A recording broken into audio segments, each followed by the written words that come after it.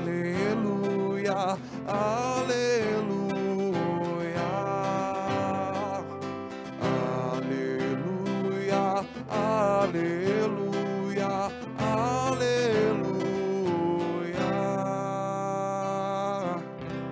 Minhas ovelhas escutam a minha voz, minha voz estão elas a escutar. Eu conheço então minhas ovelhas, que me seguem comigo a caminhar. Aleluia, aleluia, aleluia, aleluia, aleluia, aleluia. O Senhor esteja convosco. Proclamação do Evangelho de Jesus Cristo segundo Mateus.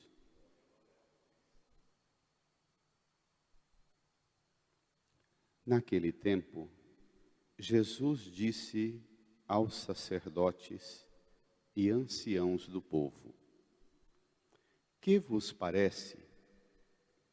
Um homem tinha 2 filhos.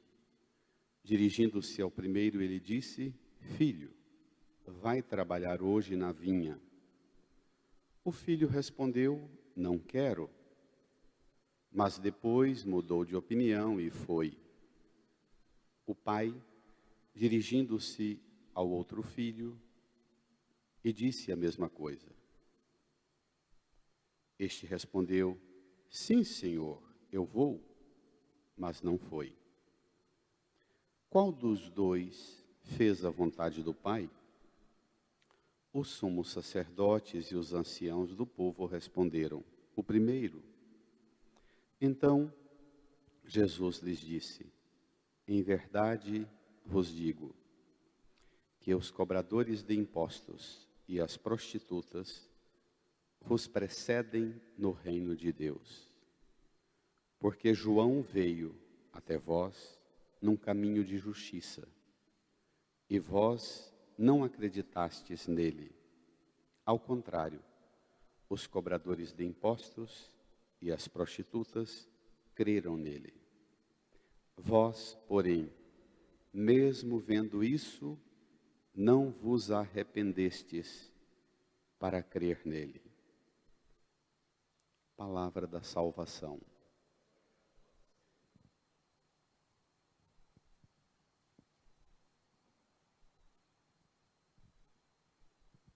Num tempo de silêncio, invoquemos o auxílio do Senhor, que pelo Espírito Santo alcancemos a graça da plena compreensão do sentido da Escritura que acabamos de ouvir. Rezemos, supliquemos.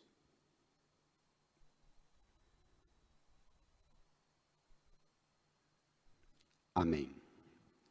Queridas irmãs e irmãos, celebrando o mistério de Cristo, sua paixão, morte e ressurreição. Neste domingo, a palavra que acabamos de ouvir nos ajuda a trazer para o cotidiano de nossa vida os efeitos extraordinários da Páscoa de Cristo. É disso que devemos desejar, ocupar, querer e buscar. Buscar trazer para a nossa vida os efeitos do mistério pascal de Cristo para agora, para hoje, para este domingo, para esta semana. Nós estamos hoje no capítulo 21 de Mateus, versículos 28 a 32. Jesus está, de domingo passado para cá, Jesus já está dentro da cidade santa Jerusalém. aquela viagem que ele começou há vários domingos atrás, lá partindo de Cesareia de Filipe, hoje já está em Jerusalém, e não só em Jerusalém, mas está dentro do templo de Jerusalém. Você que acompanha e reza e tem a sua Bíblia à mão, você pode recorrer aí, passar uma olhada rápida no capítulo 20 de Mateus, no versículo 17, Jesus dirigiu aos apóstolos o terceiro anúncio da sua paixão. Logo após ele dirigir o terceiro anúncio da sua paixão, a mãe dos filhos de Zebedeu chega nele para pedir uma coisa. Diz: já que o senhor vai morrer mesmo, arrume para nós os 2 melhores lugares para os meus filhos quando o senhor estiver na glória. Um à direita, outro à esquerda. Jesus dá uma bronca dizendo que o segmento dele não deve ser em vista dos primeiros lugares. Depois disso, cura 2 cegos que vêm ao encontro dele. E no capítulo 21, começo do capítulo de hoje, nós partimos hoje do versículo 28, no capítulo 21, versículo 1, é a entrada solene de Jesus em Jerusalém. Chega em Jerusalém, vai para o templo, no versículo 12 do capítulo 21, faz a purificação do templo, expulsando os vendilhões do templo. No versículo 23,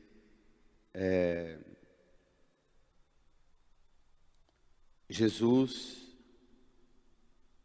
é abordado, é questionado pelos judeus acerca da autoridade. E o texto de hoje vem como resposta exatamente para a grande pergunta: com que autoridade você faz o que você está fazendo? Perguntam as autoridades judaicas para Jesus. Com que autoridade você expulsa os vendilhões do templo? Com que autoridade você ensina o que você está ensinando? Jesus faz uma pergunta a eles, tá, eu respondo para vocês, mas antes vocês precisam me responder uma pergunta. João Batista veio e pregou a conversão, pregou o arrependimento. A autoridade de João Batista vem do céu ou vem da terra? Eles ficam inseguros.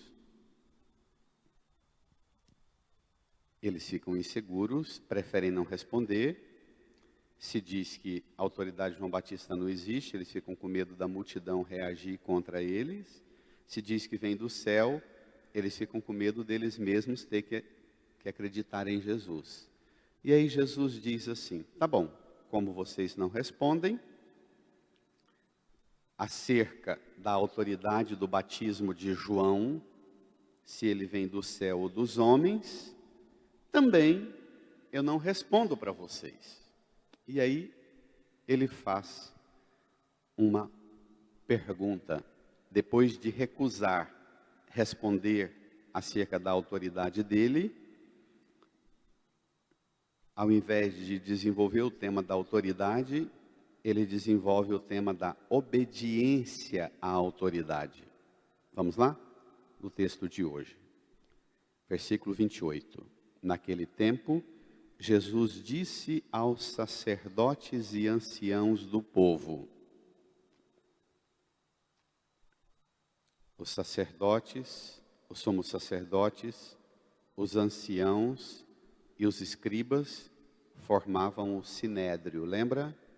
O grupo dos 72 membros do sinédrio. Aqui é parte do sinédrio. Parte da instância do poder institucional de Israel, que orienta a vida do povo de Israel, embora o povo de Israel esteja subjugado ao Império Romano. mas para as coisas que concernem à fé e à vivência, era o sinédrio, o conselho dos sumos sacerdotes, anciãos e escribas, que resolviam um problema como esse, Jesus com chicote dentro do templo. Jesus pergunta: que vos parece? Um homem tinha 2 filhos. Dirigindo-se ao primeiro, ele disse: filho, vai trabalhar hoje na vinha? O filho respondeu: não quero. Mas depois mudou de opinião e foi.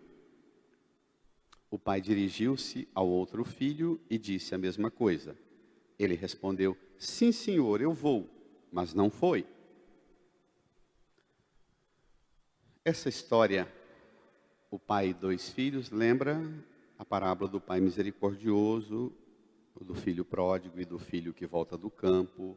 É familiar para a gente essa linguagem da relação com o pai, da relação de obediência, da relação de acolhida da autoridade do pai, ou recusa a autoridade do pai, como o filho pródigo, que se rebela e vai embora, e como o filho mais velho que volta do campo e não quer entrar. Os 2 recusam a autoridade do pai. Aqui, os 2 também recusam. Um diz, sim, vou, e depois muda de opinião e não vai.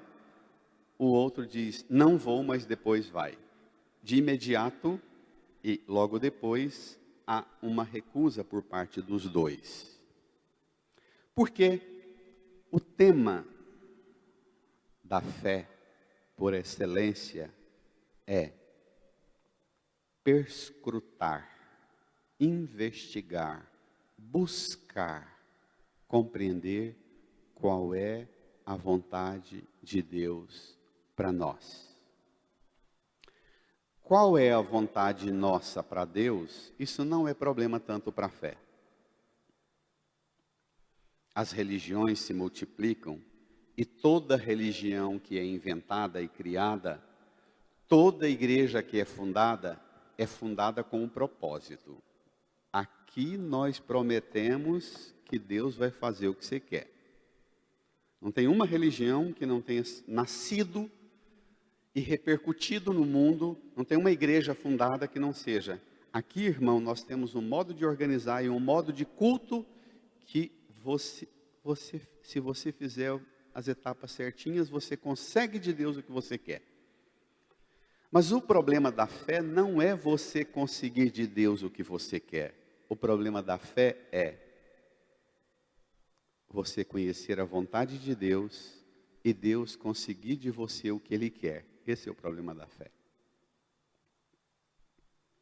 As igrejas, as religiões, vendem as bancas, como essas que Jesus virou na entrada do templo, a promessa de que você vai conseguir realizar a sua vontade.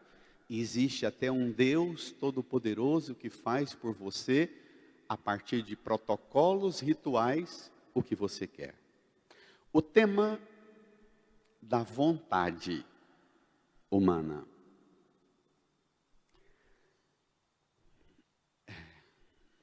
É o tema da angústia que persegue o ser humano desde antes do Homo erectus. Quando ele deixa de caminhar sobre 4 patas e levanta a coluna e começa a escolher o fruto que quiser na árvore, não mais pegar o que caiu. Não é? Quando ele deixa de ser escravo da submissão do que cai do céu, e ele consegue levantar e escolher. Eu quero essa, quero aquela. O Homo erectus emancipa a sua vontade. Ergue, enxerga o alto, estende a mão e escolhe. A partir dali, isso tem alguns milhões de ciclos de anos, a partir dali não tem tema mais desgastante na convivência humana do homem e da mulher consigo mesmo, de nós conosco, uns com os outros, dentro da nossa casa, dentro da nossa vida, na sociedade, na igreja, os povos e as culturas no mundo, os conflitos na terra, não são outros senão as vontades individuais e as vontades, quando doutrinadas, a minha, eu consigo pela pregação ou pela organização minha, envolver alguns ao redor de mim, e nós fazemos a minha vontade virar um sistema, e a gente consegue virar uma força de exército em luta, em busca de realização dessa vontade. O próprio pecado entra no mundo a partir de uma espécie de emancipação da vontade do homem, que decide não mais a escolha de Deus. Decide, inclusive, não mais a natureza da minha condição de criado pela mão de Deus, feito pela mão de Deus, mas eu me rebelo contra essa natureza de criatura e quero ser criador. Mas vamos trazer ainda mais para cá a realidade do mundo nos últimos 5 séculos. O desenvolvimento da ciência e da técnica dos últimos 5 séculos. Desde a emancipação dos mecanismos de transmissão das ideias, a criação da impressora, com o que eu penso, eu agora escrevo um livro e multiplico isso, e pode, não é? Dos últimos 5 séculos, essa invenção do sistema de organização da sociedade a partir da ciência e da técnica, trouxe uma grande expectativa dos últimos 5 séculos. A emancipação do sujeito, a descoberta da vontade própria, como ápice das conquistas humanas, a libertação de todas as regras, de todos os valores, das instituições, é o tema, não se estranhem com o que eu vou falar, é o tema dos messianismos atuais, os movimentos messiânicos na política, os movimentos de esquerda e de direita, cada um rigoroso em si mesmo e combatendo o outro como ameaça. Ameaça do quê? Na política hoje, a técnica é mostrar os riscos que você corre se o outro entrar, vai ameaçar sua vontade. Seus desejos estão ameaçados. E aí, o messianismo é exatamente eu me apresentar e dizer: eu posso garantir que a sua vontade seja realizada. Diante desse contexto, é que nós temos dificuldade de entender e aceitar Jesus. Os sacerdotes e os anciãos, e mais à frente os fariseus e os mestres da lei, vão confrontar com Jesus exatamente acerca do tema: você está ensinando coisas para o povo que não vai de acordo com o que nós ensinamos. Você está ensinando que é possível Deus fazer a vontade do povo, não precisando nem do dízimo, nem da oferta, nem das bancas que estão aqui dentro do templo, nem desse culto e nem dessa lei. Você está ensinando coisa que é possível o povo conseguir coisas sem o sistema que a gente apresenta. Como saber a vontade do Pai? Há muitas rotas e muitas rotas falsas. O catecismo da igreja, quando ensina o Pai Nosso, os números 2822 até 2827, que vai na oração do Pai Nosso, e explica aquele pedido: seja feita a vossa vontade, assim na terra como no céu. Aquele ensino, aquela explicação a explicação desse pedido é muito importante ser aprofundado. O que é a vontade do Pai? Os sumos sacerdotes e os anciãos do povo respondem a Jesus, ao que pergunta: um pai tinha 2 filhos, falou para o primeiro: vai trabalhar na vinha. Ele disse: não quero, mas depois mudou de opinião e foi. Disse ao segundo a mesma coisa. Ele disse: sim, senhor, mas depois mudou de opinião e não foi. E Jesus pergunta: qual dos 2 fez a vontade do Pai? Os sumos sacerdotes e os anciãos do povo responderam: o primeiro. Aquele que disse: não quero, mas depois mudou de opinião. Ah, que coisa interessante. A fé supõe um processo permanente da mudança de opinião dos filhos. Nós pensamos que a fé é a capacidade nossa de fazer Deus mudar de opinião. Eu pedia, Deus não me atendia. Mas quando eu fiz a reza tal, a novena tal, o voto tal, dei o dízimo e dei a oferta, aí Deus mudou de opinião. Os sistemas religiosos, quase todos apelam para o poder dos mecanismos humanos que são capazes de interferir no modo de Deus pensar. Fazer Deus mudar de opinião acerca de mim, do meu sofrimento, da minha luta, até que Deus me ouviu, como se se não fizer a minha vontade, Ele não me ouve. Essa é a compreensão mais equivocada das várias correntes do cristianismo e da pregação da fé cristã hoje. Essa é a opinião mais perigosa. Deus me ouviu porque fez o que eu pedi. Não é isso que decide e define Deus. Qual dos 2 fez a vontade do Pai? Aquele que disse: não quero, mas depois mudou de opinião. Mudou de opinião, lembra? Conversão. Metanoia, mudar a mentalidade para mudar a meta. Lembra isso. A fé, a pedagogia da fé, especialmente na igreja, e nós temos a graça de ter na história da igreja uma multidão de místicos. Os grandes místicos na fé não foram homens e mulheres que empreenderam grandes buscas e conseguiram o que queriam.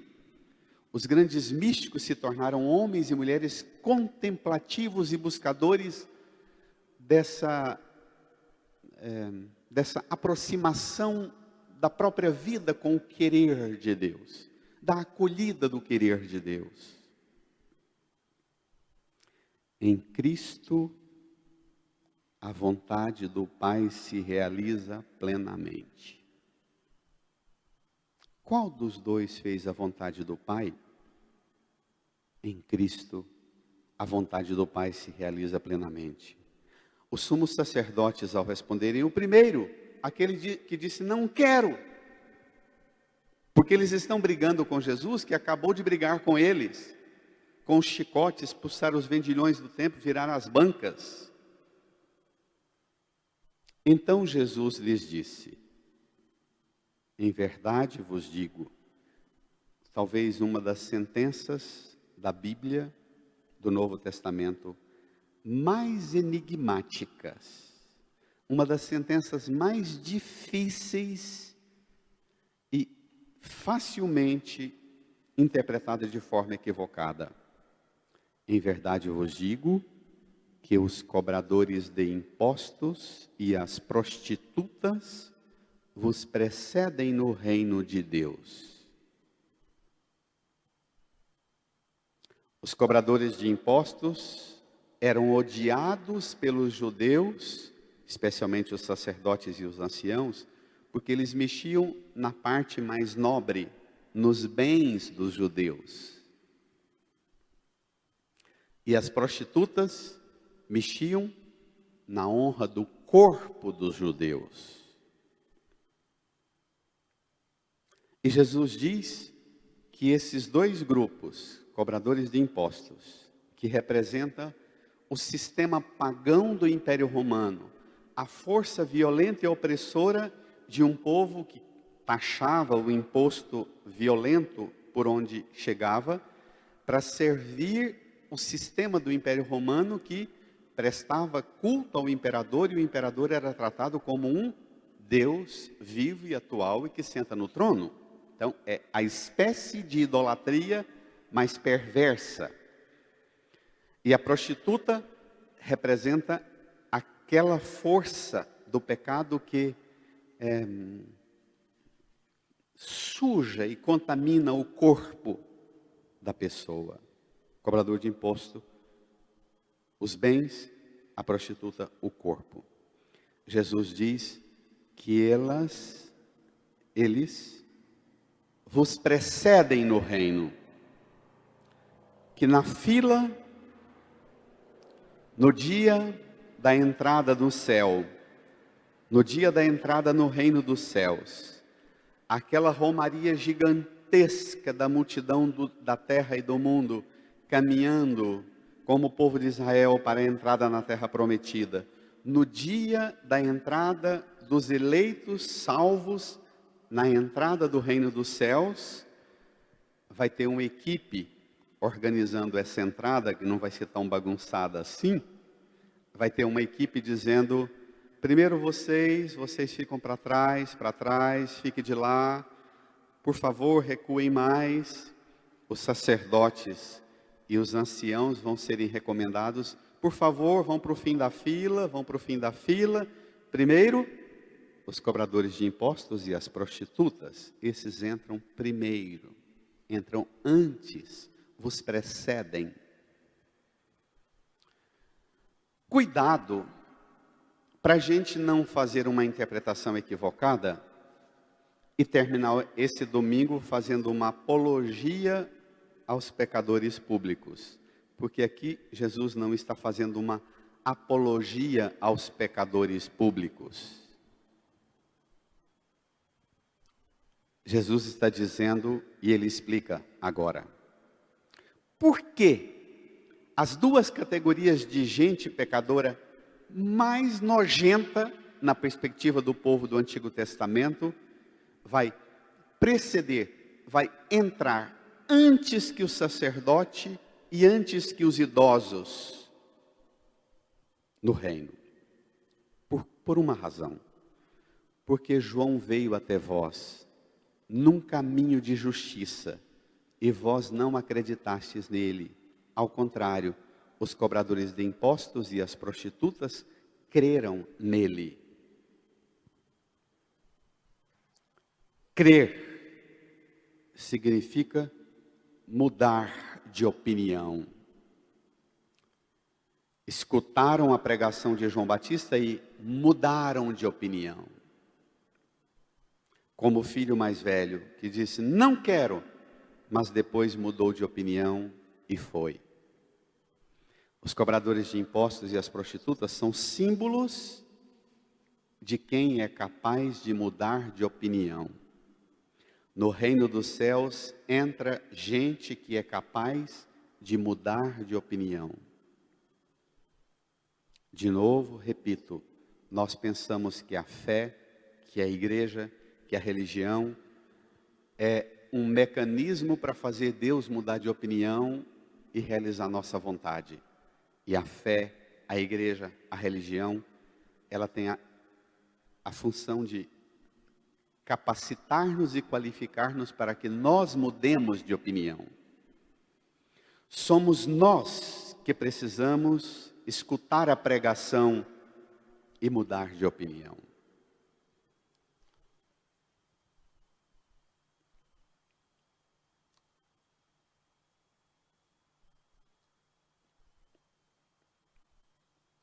Vós, ao contrário, mesmo vendo essas coisas, não vos arrependestes para crer nele. A pregação de João Batista foi severa, foi curta, foi firme, foi dura. O machado já está na raiz das árvores. A árvore que não der bom fruto será cortada e lançada ao fogo. Ele vem com a pá na mão, ele vai limpar sua eira. A palha vai jogar no fogo, o trigo vai guardar no celeiro. É a pregação de João. Ele já está no meio de vós, eu nem sou digno de desatar as sandálias, a correia das sandálias dos seus pés. Os cobradores de impostos e as prostitutas escutaram a pregação e arrependeram. Vendo a pregação de João, mudaram de opinião. Mudar a mente para mudar a meta, a partir da pregação.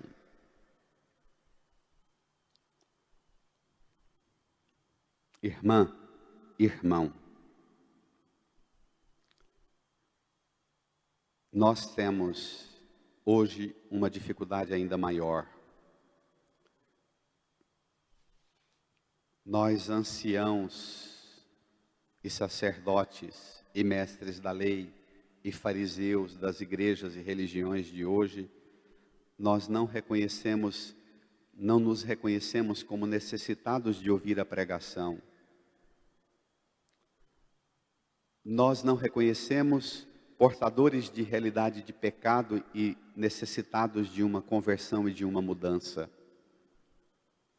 Mudar de opinião significa esvaziar, dizer não quero, mas depois mudar de opinião e ir. É um processo de esvaziamento. Na Bíblia tem um nome grego para isso, é kenosis, o esvaziamento. É o remédio para os males do mundo. E Jesus, de novo, é o modelo desse esvaziamento. Segunda leitura, carta de Paulo aos Filipenses, capítulo 2, versículo 1 até o versículo 11. É a segunda leitura da missa de Domingo de Ramos. Eu sou apaixonado por esse texto, é um hino cristológico. Que Paulo, antes de começar o hino e apresentar Jesus como modelo, apresenta o discípulo, o cristão, como necessitado de um esvaziamento. Paulo levanta. O que pode existir dentro do homem e da mulher de fé? O que pode existir dentro do cristão? Ele levanta as suposições. Se existe consolação na vida em Cristo, se existe alento no amor mútuo, se existe comunhão no Espírito, se existe ternura e compaixão, tornai então completa a minha alegria.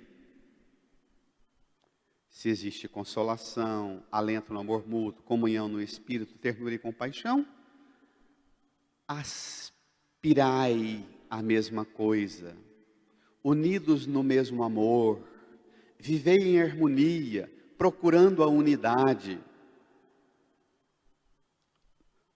Numa sociedade e numa aldeia global como o mundo hoje, onde impera a vontade própria e a vontade de fazer a minha vontade e realizar os meus desejos, dizer, aspirai a mesma coisa, unidos no mesmo amor, viver em harmonia, procurando a unidade.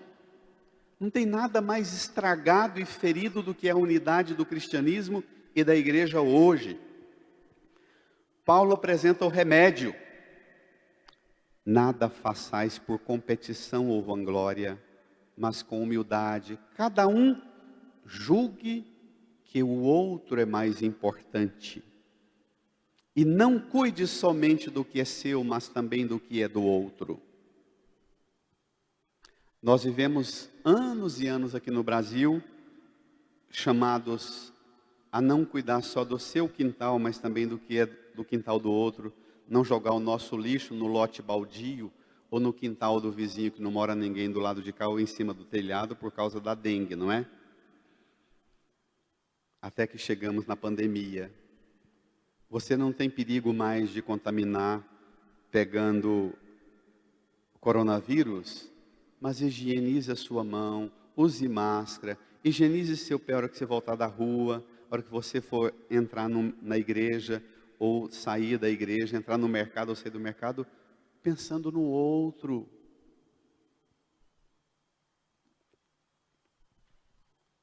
Julgue que o outro é mais importante, não cuide somente do que é seu, mas também do que é do outro. Usar máscara é julgar que o outro é mais importante.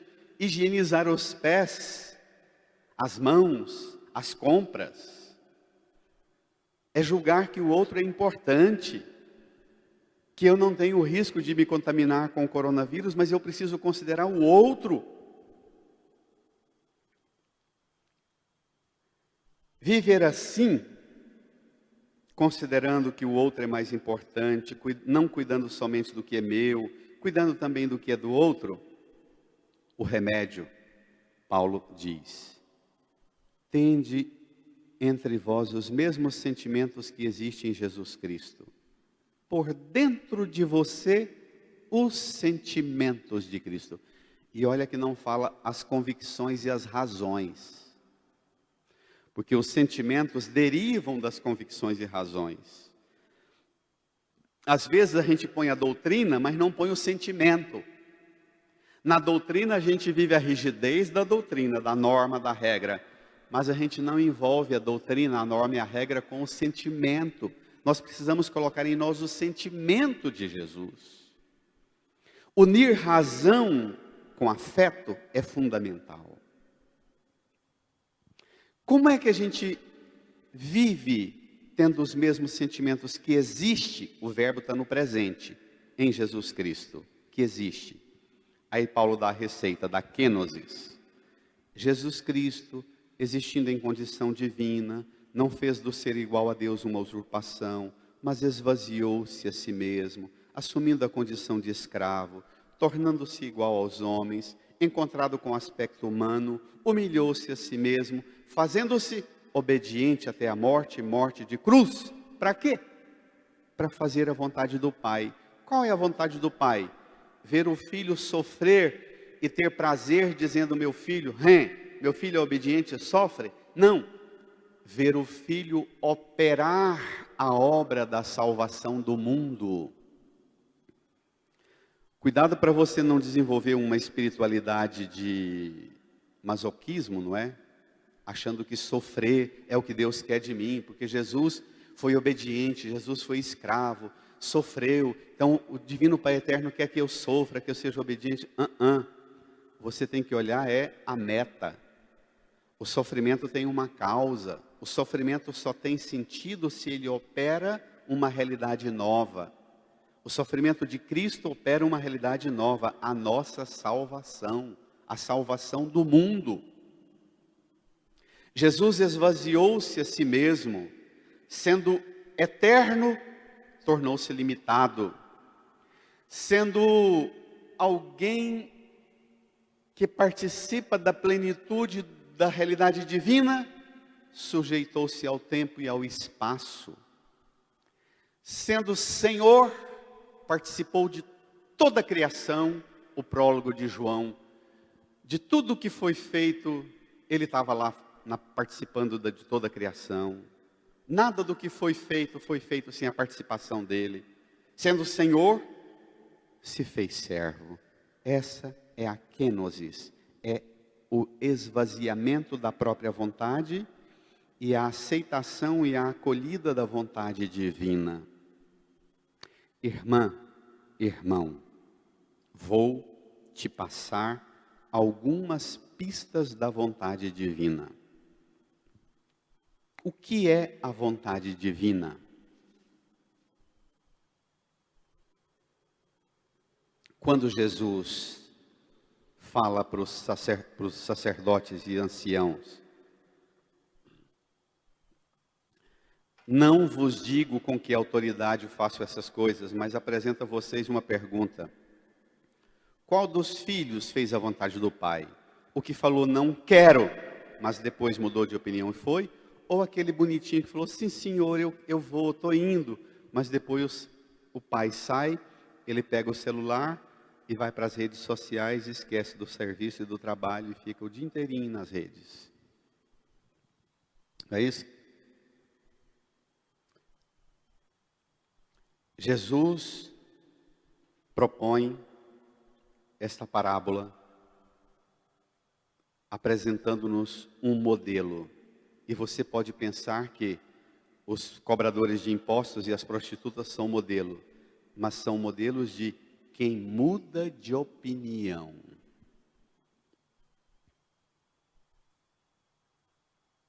Peça, mas não se iluda. Os cobradores de impostos e as prostitutas, eles pecam. E eles sabem da gravidade do pecado. Eles conhecem interiormente que eles precisam de uma mudança e de uma transformação. Eles têm uma vida difamada publicamente, a cidade inteira, a vila inteira fala mal deles. Enquanto que os sacerdotes e os anciãos são aqueles que se gloriam e desprezam os outros e vendem o próprio orgulho, dizendo nós somos os perfeitos, eles não prestam, cuidado. Em Mateus capítulo 9, versículo 11, os fariseus perguntam aos discípulos, por que vosso mestre come com os publicanos e pecadores? Por que essa amizade de Jesus com gente difamada e pouco estimada? Jesus quer mostrar a face de Deus aos que erram. Ele quer denunciar que nós, sacerdotes e anciãos, que não sabemos reconhecer que temos pecado, Ele quer denunciar-nos e dizer, vocês fazem coisas às escondidas e vocês precisam mudar de opinião. Isaac, o sírio, um bispo do século VII, diz, o maior milagre constitui em se reconhecer pecador. Esse reconhecimento é que abre-nos ao fluxo da graça de Deus. Hoje nós temos que dizer, sim, nós somos pecadores públicos, como as prostitutas e os cobradores de impostos. Nós precisamos aprender a fazer a vontade de Deus e não fazer a nossa vontade e pôr todo mundo fazendo a nossa vontade. É a coisa mais difícil. Confundir a vontade minha de Antônio com a vontade de Deus para o sacerdote Antônio. É muito diferente. Pôr as lideranças da paróquia, os membros da comunidade a serviço dos meus caprichos e pôr todo mundo na paróquia e também eu no fluxo e na dinâmica permanente da mudança de opinião para descobrir qual é a vontade de Deus para nós, para mim e para nós agora. Isso não é simples, não, isso não é fácil. Quando nós rezamos no Pai Nosso, seja feita a vossa vontade assim na terra como no céu. O Catecismo da Igreja recorda-nos várias passagens da Escritura que falam qual é a vontade de Deus para nós. 1 Timóteo 2:3. Que todos os homens sejam salvos e cheguem ao conhecimento da verdade. Essa é a vontade de Deus.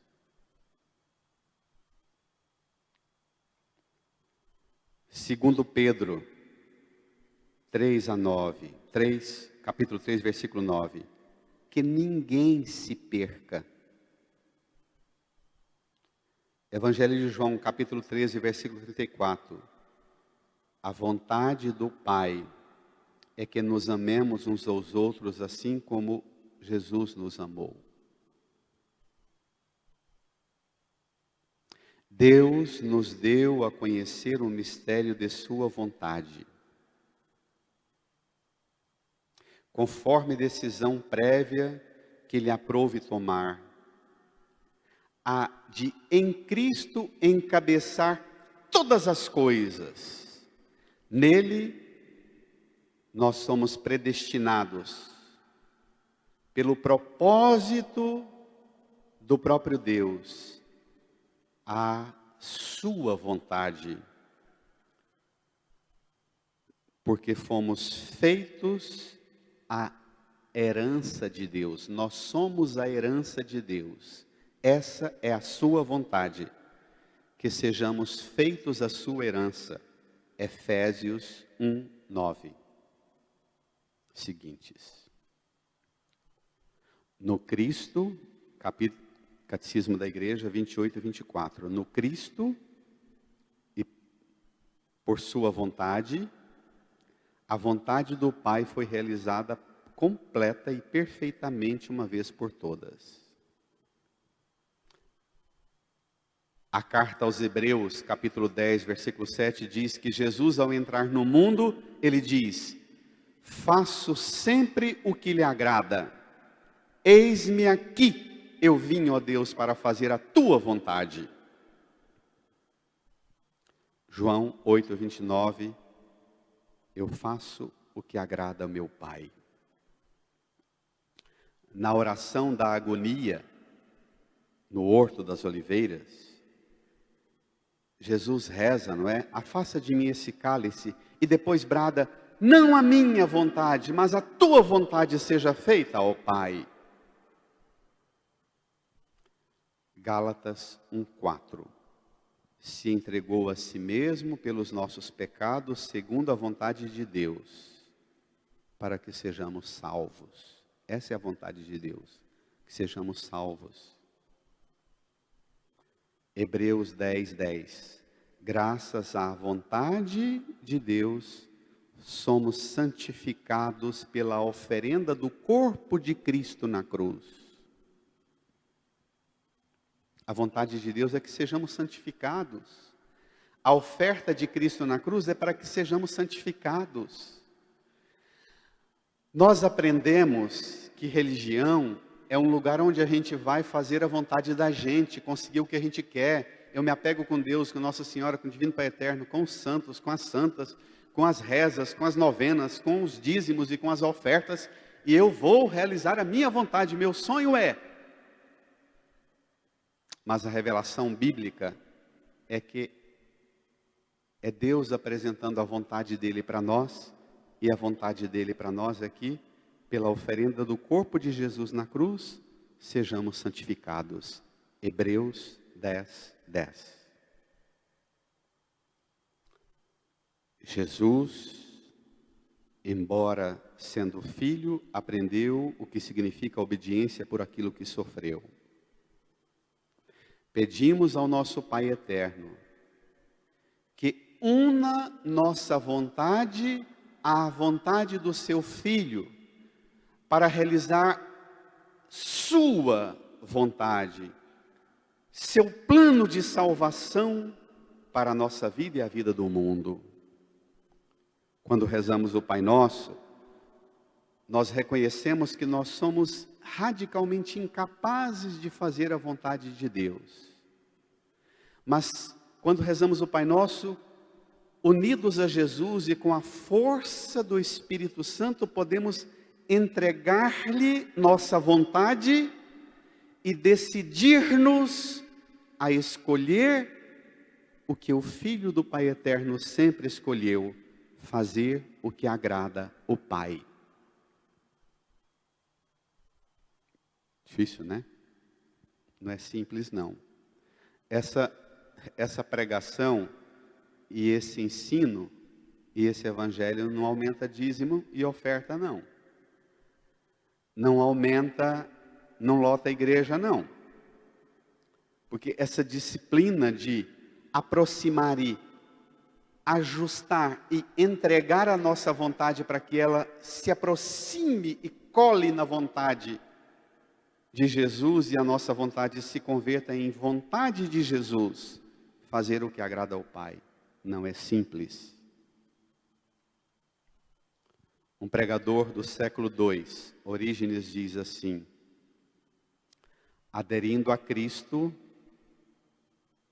podemos tornar-nos um só Espírito com Ele, e com isso realizar sua vontade. Dessa forma,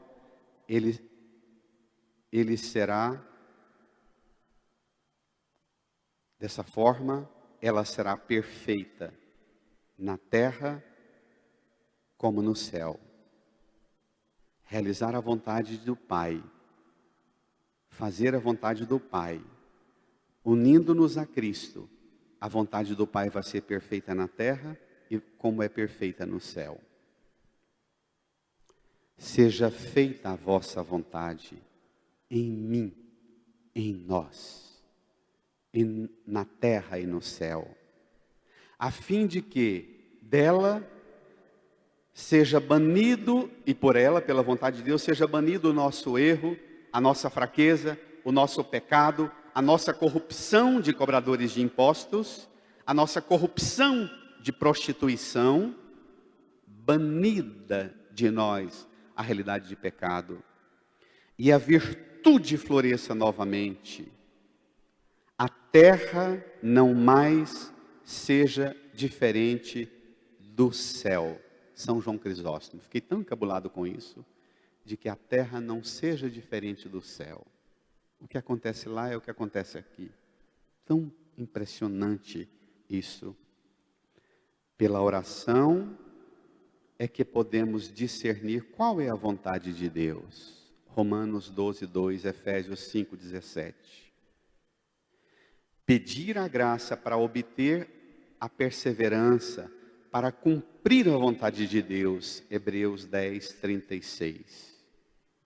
Jesus nos ensina que entramos no reino dos céus não por palavras, mas praticando a vontade do meu Pai que está nos céus.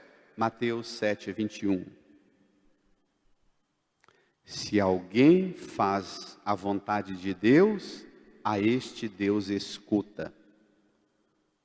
A reza nossa, poderosa, para conseguir realizar o nosso desejo, nossa vontade, a reza mais poderosa é rezar: Senhor, faça com que eu faça em minha vida a vontade do Senhor. João 9:31. Se alguém faz a vontade de Deus, a este Deus escuta. Não faz a vontade de Deus, pode rezar o tanto que for. E a vontade de Deus não é simples, não.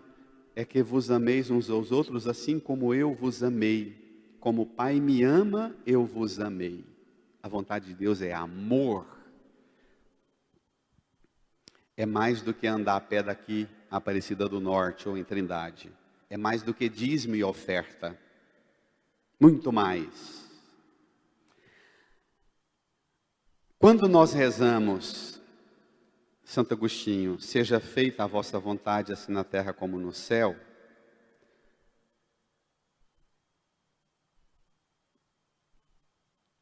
por esta oração, a igreja, como em Jesus, na igreja como em Jesus Cristo, se opera a vontade de Deus. Na esposa como no esposo. A igreja é a esposa, é a terra. Cristo é o céu. Santo Agostinho. Fiquei tão encantado com isso. Bonito, né? Cristo é o céu. Nele se realiza plenamente a vontade do Pai. E na esposa, nós, a igreja, a terra, também se pode operar plenamente a vontade do Pai. Irmã, irmão, você pode consentir que o Divino Pai Eterno faça a vontade dele na sua vida. Você pode consentir como Jesus, chorando e suando lágrimas de sangue no Horto das Oliveiras. No seu suor, na sua lágrima, no calo da sua mão trabalhando, nos seus esforços, na sua luta, nas suas batalhas, você pode consentir em tudo, nas suas provações e nos seus sofrimentos, repetir como Jesus: seja feita a vossa vontade, ó Pai, e não a minha. Amém. Amém. Assim, ao nome de Jesus, todo joelho se dobre no céu, na terra, e toda língua proclame: Jesus Cristo é o Senhor, para a glória de Deus Pai. Assim, ao nome de Jesus, todo joelho se dobre no céu, na terra e abaixo da terra. Também os defuntos proclamem: Jesus Cristo é o Senhor, para a glória de Deus Pai. Proclame Jesus Senhor. Se você puder ajoelhar-se, fique agora um tempo longo ajoelhada aí na sua casa, no seu quarto, onde for possível, e peça a Jesus para esvaziar você das suas vontades. Reze como o salmo de hoje, o Salmo 24, versículo 6. Recordai, Senhor meu Deus, vossa ternura e a vossa compaixão que são eternas. Recordai, cuidai de mim, esvaziai-me de meus apegos, de meus vícios, de meus pecados, de meus desejos, de tudo que me escraviza. Esvaziai-me, ó Pai, de tudo quanto me afasta de conhecer e de fazer a vontade do Senhor. Que quando eu rezar o Pai Nosso, dizendo: seja feita a vossa vontade na terra e no céu, como o Senhor fez a vontade do Senhor em Jesus, que em mim, no meu corpo, na minha alma, na minha mente, no meu coração, no meu espírito, em todo o meu ser, seja feita a vossa vontade na terra e no céu. Põe a mão no seu coração, incline a sua cabeça e faça a sua oração profundamente esvaziando você e permitindo que a vontade de Deus preencha todo o seu ser e que Deus realize a vontade dele, o plano dele em sua vida. Reze, suplique, invoque humildemente.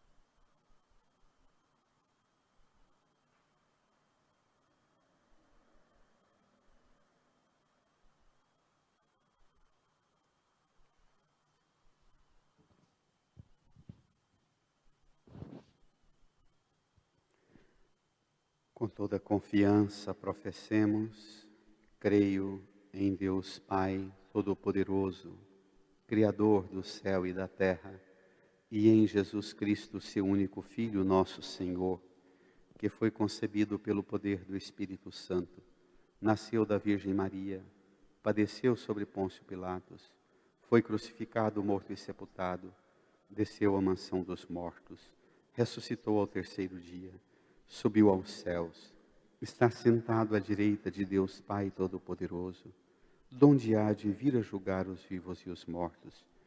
Creio no Espírito Santo, na Santa Igreja Católica, na comunhão dos santos, na remissão dos pecados, na ressurreição da carne e na vida eterna. Amém.